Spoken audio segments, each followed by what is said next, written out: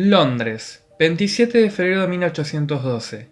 La Cámara de los Lores debe examinar una propuesta de ley, ya adoptada por la Cámara de los Comunes, que establece la pena de muerte por romper máquinas. Hace 4 meses que la destrucción de telares industriales y otras máquinas usadas en la industria textil se multiplican en el norte de Inglaterra. Esas máquinas pertenecen a fabricantes que forman una nueva clase y están poniendo en marcha lo que se llamará la revolución industrial. Si bien los lores, grandes propietarios de tierras, en su mayoría, sienten desprecio por los nuevos ricos que amasan fortuna matando de hambre a sus contratistas y a sus obreros, cualquier acto de revuelta de los pobres era una amenaza para el edificio social, y en cuya cima se sientan los pares del reino. Pero un hombre, el único en esta asamblea, va a oponerse: Lord Byron. La elocuencia de este no bastará para convencer a los lores de no arremeter contra los perpetradores de estos actos, pero este discurso apasionado indica que la causa de los rompedores de telares ha despertado simpatías en ciertas mentes ilustradas. Bienvenidos a Voces de la Historia. En este video veremos el origen y el desarrollo de uno de los movimientos sociales más míticos de la edad contemporánea, el ludismo. Comencemos. ¿Qué significa la palabra ludismo?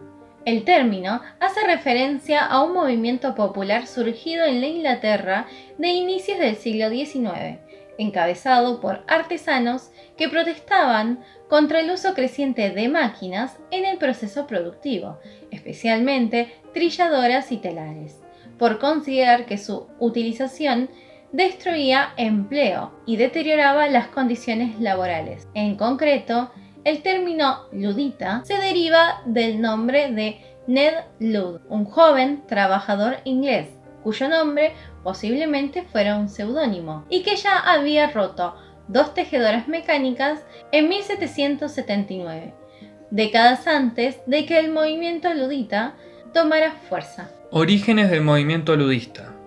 Para comprender quiénes fueron realmente los luditas o luditas, debemos viajar a la Inglaterra de comienzos del siglo XIX. Una década de guerra contra Napoleón disparó el desempleo, así como los precios de los productos cotidianos. La clase trabajadora sufrió una fuerte crisis económica y los dueños de la potente industria textil del norte de Inglaterra buscaron reducir costes mediante la bajada de los salarios de sus trabajadores y la introducción de nueva maquinaria, que suponía prescindir de parte de la mano de obra para obtener un producto más barato pero de peor calidad.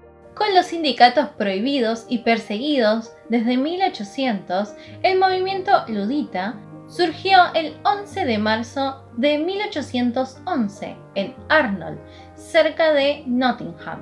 Después de ser reprimida por el ejército, una protesta que demandaba más trabajo y mejores salarios, esa misma noche una turba destruyó 63 telares automáticos que reemplazaba la fuerza de trabajo de los tejedores. El movimiento se extendió rápidamente. En las 2 semanas siguientes, más de 100 telares fueron hechos añicos en ataques nocturnos contra la tecnología que amenazaba sus puestos de trabajo en los centros textiles del centro y el norte de Inglaterra, en pleno corazón de la Revolución Industrial.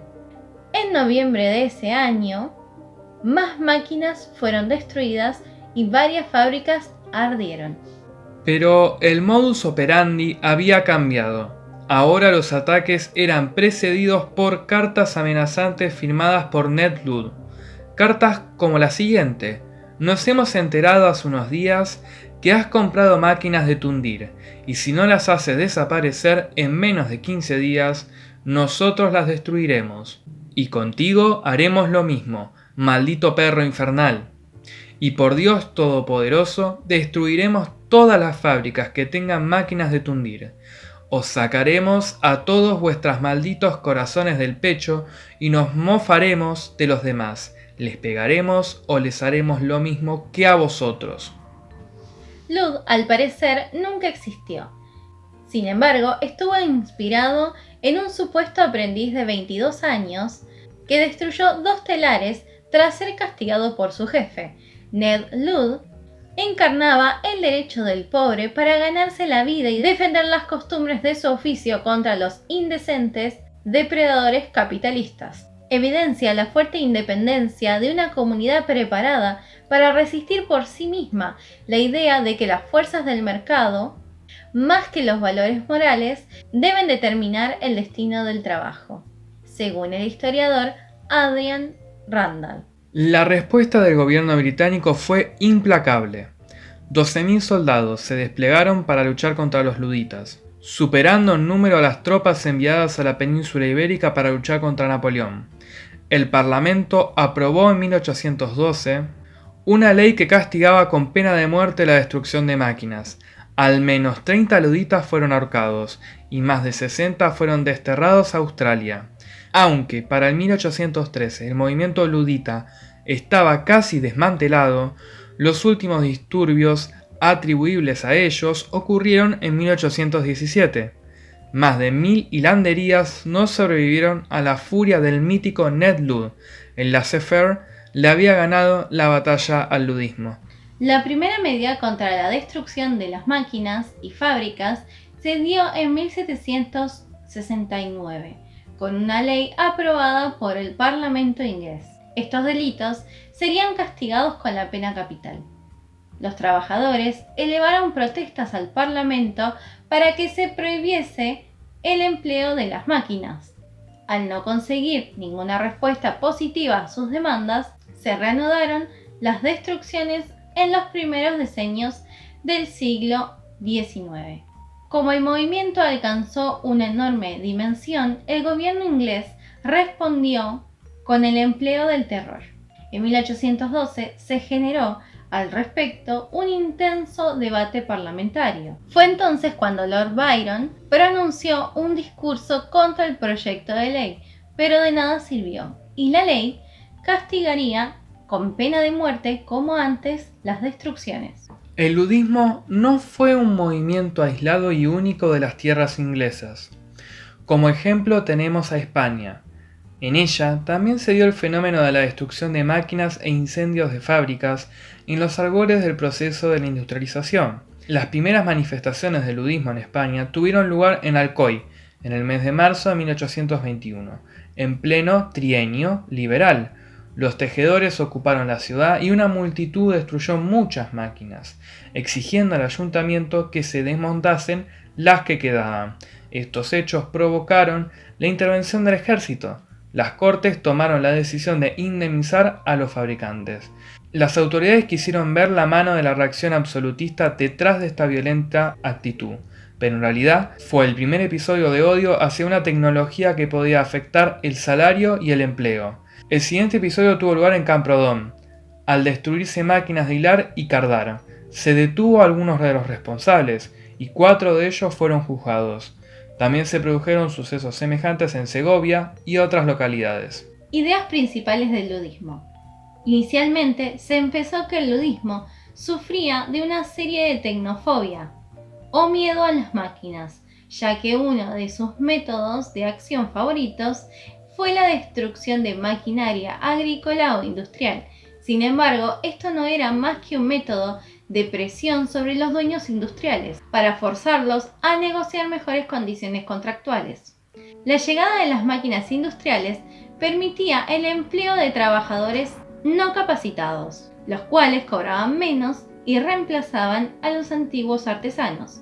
Pero no solo se luchaba para conservar el trabajo frente a las máquinas que prometían desplazarlos, sino por un lugar más digno en la sociedad, para las clases obreras y artesanales. Fue en este contexto que el ludismo surgió como uno de los primeros movimientos de protesta de la clase obrera. Fue el preludio de muchos otros por venir y que dieron pie a otros mayores, como el sindicalismo, el anarquismo, el comunismo durante el siglo XX. El trabajador solo respetará la máquina el día que ésta se convierta en su amiga, reduciendo su trabajo, y no como en la actualidad, que es su enemiga y quita puestos de trabajo y mata a los trabajadores. Émile Pouget, 1860-1931, anarcosindicalista francés. Antitecnología o anticapitalismo. Varios estudios históricos sobre el tema, como los de Stephen Jones, Maxime Berg o Eric Hobsbawm, nos deja una excelente reflexión sobre dicho movimiento, donde explican que el problema no radicaba en las máquinas, sino más bien era el comienzo de una lucha contra el capitalismo. El ludismo original era un movimiento obrero, que no estaba contra la tecnología per se. De hecho, eran usuarios de las tecnologías que solo querían un salario justo por su trabajo y no ser dejados de lado fuera de servicio por los dueños de la industria, explica Jones. No estaban opuestos filosóficamente a la tecnología con mayúscula, consideraban a la maquinaria parte de su propio ambiente y querían mantener el control sobre él mismo, de la misma forma que su gremio lo había deseado mantener durante generaciones. Los destructores de máquinas, según la historiadora Maxine Berg, criticaban la rápida introducción de nuevas técnicas en situaciones que daban como resultado inmediato el desempleo tecnológico.